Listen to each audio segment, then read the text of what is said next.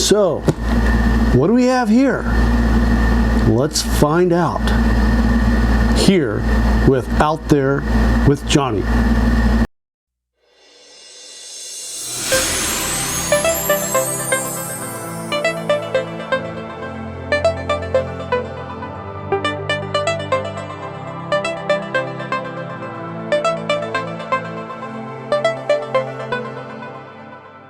Welcome back to another episode of Out There with Johnny.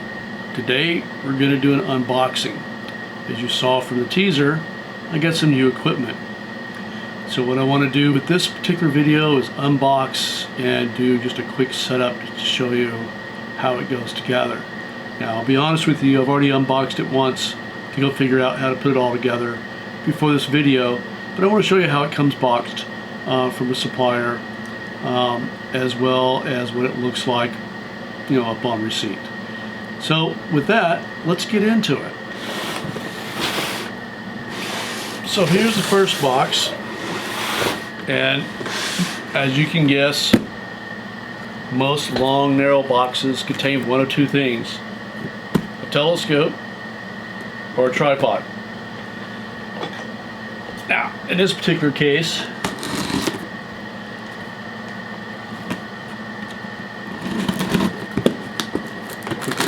up.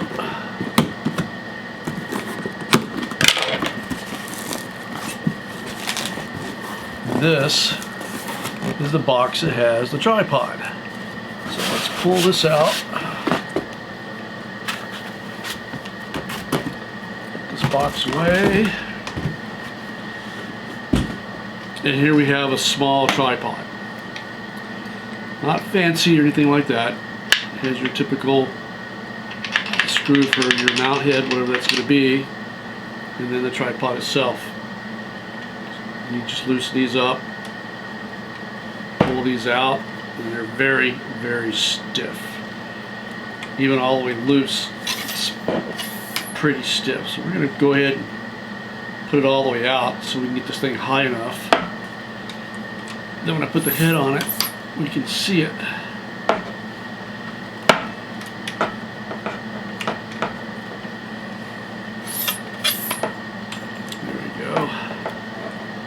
And then for now, we'll set this off to the side. Now for the main event. Here we go. As you can see, it's an iOptron box. This is a brand new mount, just came out in July.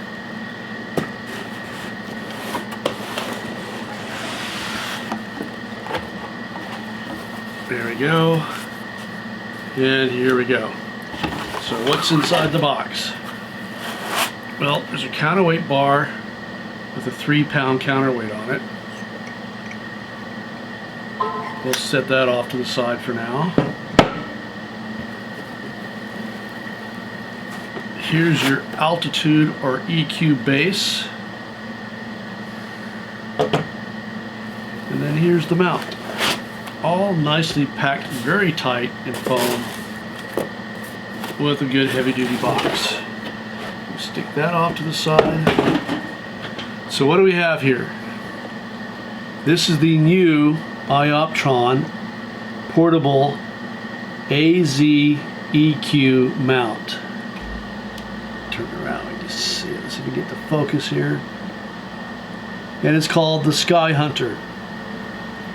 I was really excited about this when I heard about it, and I pre-ordered it right away, and I got it within the first couple of weeks of July. And as it states in the write-up, and you look over here on the back, you see if we can see these. So there's enough light on it. Let's see if it'll focus or not. You really can't see. It's hard to see. But essentially what it is you have an on-off switch there, then you have a sun, a moon, half X, 1X, and then north-south selections, kind of like you do with the Star Adventure. Now, it does operate a little bit different. There's some nuances to this thing that I've discovered. But essentially, very light. It's 2 pounds. It has a payload of 11 pounds. So, I mean, this thing just fits in the palm of my hand. And when you go to mount it, there's a couple of ways you can do it. If you want to do Alt-As, then you can mount it. Okay, I get this a little too high. Let's get it down a little bit.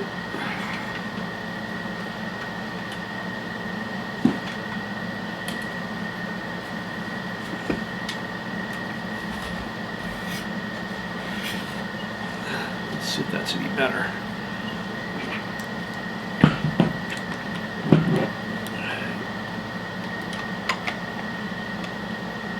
I accidentally hit the battery release button. Let me get it back in here. There we go. So it has its own battery, as you just found out. It has its own battery. It runs for about 10 hours. If you're going to run this thing in Alt-As, then you can just do a direct mount onto your telescope or onto your mount. Let's get the screw in the bottom here. You just hook it up like this, and you're ready to go. Now, if you want to go EQ, then you got to put this on here. This is your EQ base, or your latitude base, or altitude. Latitude, sorry. I get them all mixed up. And then you adjust to where you are in your latitude, just like this. Now, there's a unique thing about this. This is not your typical EQ base. In other words, I can't just take a Skywatcher EQ base or the William Optics and put this on there. They made it in such a way that it's very difficult to use another EQ base. And this one's pretty good. I mean, I've used it in a future video. I'll show you the use of it. But essentially, it's really, really different. You look at the profile of it. It's not your typical EQ base. And the interesting thing about this is, let's see if we can get a good picture of it. This screw right here, depending on your latitude, that screw goes in different positions and raises and lowers this so it can angle more depending on where you are. So it's a little bit unique.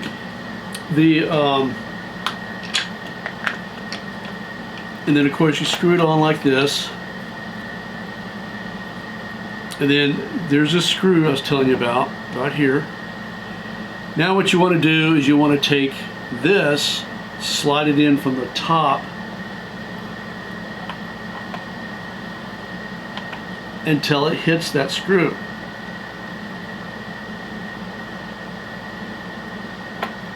And once it hits that screw, then you tighten this knob here on the other side that locks it in place. Now you're on here completely. You can see it here. So there you go. That's just a quick and dirty mount setup to have it ready to go. There's a couple of nuances about this thing that I don't like right off the bat, and that is, if you're not careful, the battery release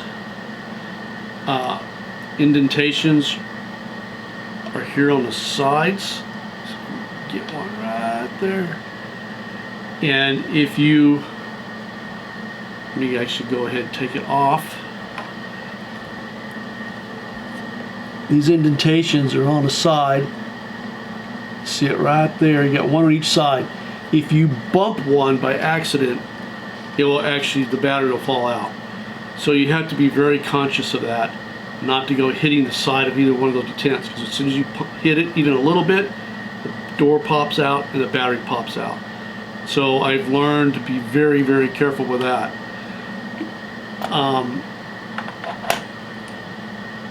But as you can see, set up whether it's AZ or EQ, is quick, it's easy.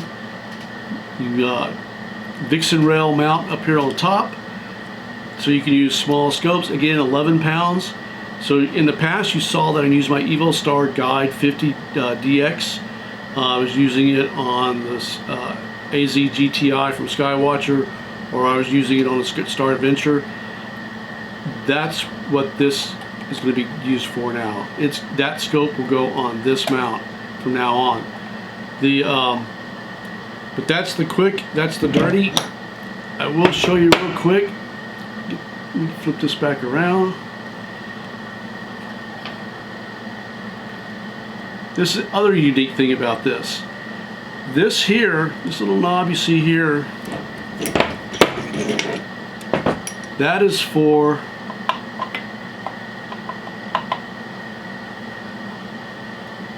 your counterweight bar if you go to EQ. Now, I have found that with my smallest scope, this down here is too low, and it's too bottom heavy. So what they did is, if you're in an area that requires your weight up higher or less, or you're in a latitude that puts you down so far that you're going to hit your bar here, this is also a counterweight attachment, and then your weight goes here. But you have limited movement because you hit the body, where you don't quite have that on the bottom.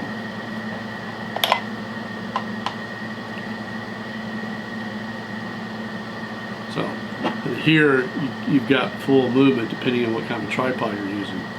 It'll come all the way up to about right there. It is a thicker bar. You cannot use your Skywatcher weights on this. You can, however, use, it's the same bar that they use for their SkyGuider Pro, so forth and so on. So just be aware of that. You're not going to cross-reference. Now, this did come with a pier extender that came up a few inches. However, what I did is I basically sold that off with another set of stuff I was giving away, but I kept my Skywatcher one because A, it's a better pier extender for one thing, and two, I'd already adapted my finder shoe to hold my ASI Air Plus.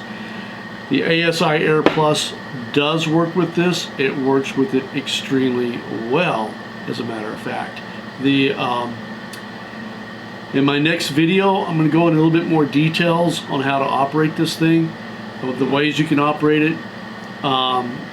Depending if you have iOS or Android, iOS apps were released first. Android apps came along about 2 months after the extension. You can also link it to a PC, and you can operate it through a PC and use it that way as well. But I will go more details of that in the next video. This was just an unboxing. I'll share my experiences with it and let you know the trials and tribulations that we all went through when this first came out. So until that next video, I will see you out there.